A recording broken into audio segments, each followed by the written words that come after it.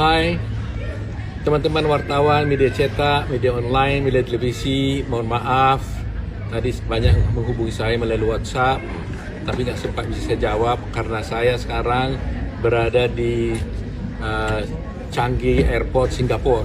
Saya transit sekarang dari Jakarta dan 1 jam lagi saya harus berangkat ke New York. Oleh karena itu, berhubung karena banyak permintaan dan juga banyak permintaan juga dari teman-teman advokat, saya harus memberikan pernyataan sehubungan dengan adanya pernyataan saudara Hotman Paris mengenai adanya putusan Mahkamah Agung yang menolak permohonan Peradi, yang dia katakan akhirnya itu adalah menyatakan bahwa Peradi kita tidak sah, keputusan kita tidak sah. Saya ingin tegas menyatakan di sini bahwa apa yang disampaikan saudara Hotman tersebut itu adalah pernyataan bohong. Kedua, itu adalah pernyataan yang tidak benar. Itu adalah pernyataan merupakan fitnah dan merupakan pencemaran nama baik terhadap Peradi dan sangat melukai hati para advokat Indonesia. Kenapa? Karena Hotman Paris sesungguhnya tidak mengerti persoalannya. Dan ini bukan perkaranya dia, tapi dia mengomentarinya. Apakah seorang advokat boleh mengomentari perkara yang bukan perkaranya? Apakah kita boleh mengomentari perkara orang lain? Nah, akibatnya seperti ini, dia tidak tahu perkaranya, akhirnya dia tersesat dan menyesatkan orang. Oleh karena itu, duduk perkaranya saya beritahukan supaya semua masyarakat tahu. Mulanya begini, pada tahun 2015 sampai 2020, pemimpinan Peradi itu dipimpin oleh Pak Fauzi Hasibuan dan Thomas Tatubolon.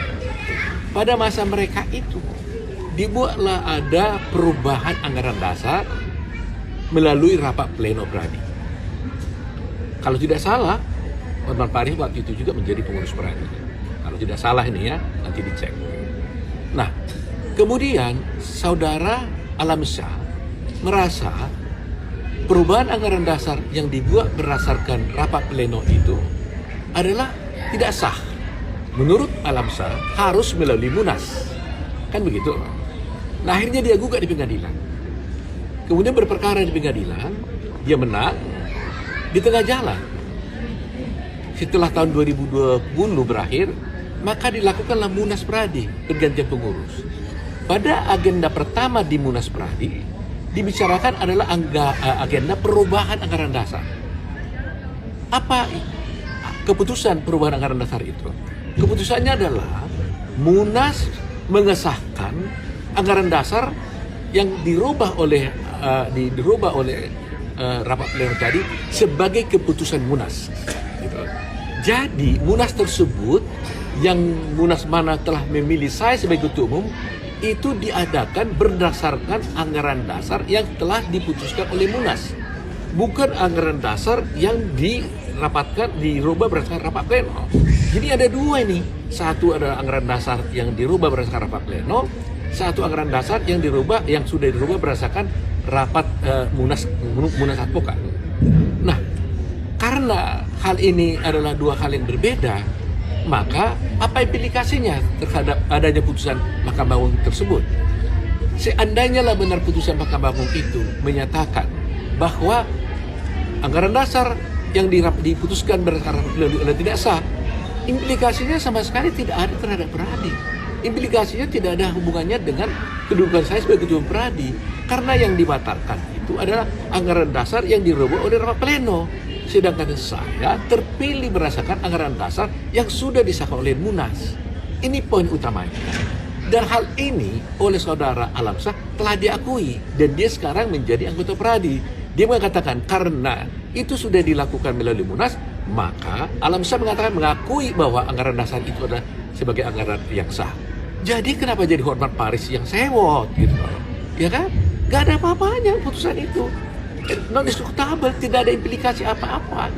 Jadi oleh karena itu, kepada seluruh advokat Indonesia, kepada pengadilan, pada kejaksaan, semua stakeholder Indonesia pada waktu harus mengerti ini. Tidak ada implikasi hukum apapun akibat daripada putusan dari Mahkamah Agung tersebut. Nah, besok saya sudah minta rekan Asido Huta Barat akan menjelaskan mengenai persisnya mengenai keputusan ini dan bagaimana pengakuan daripada saudara Alamsyah mengenai putusan Mahkamah Agung ini. Oleh karena itu saya sarankan kepada Hotman Paris, jangan berbohong, ya, jangan memprovokasi, jangan membuat berita-berita yang menyesatkan, melukai hati advokat Indonesia. Nanti kalau advokat Indonesia marah kan repot jadinya kan. Mereka bisa sekarang ini mereka SMS saya terus, bagaimana nih Pak Otto katanya. Nah ternyata mereka pikir Anda benar, ternyata Anda tidak benar gitu. Dan apa yang saya sampaikan ini saya pertanggungjawabkan dimanapun dan kapanpun. Saya jamin hal ini. Oleh karena itu kepada advokat Indonesia, terutama advokat muda, jangan khawatir, tenang, mari kita berjuang terus. Pradi adalah single bar. Salam.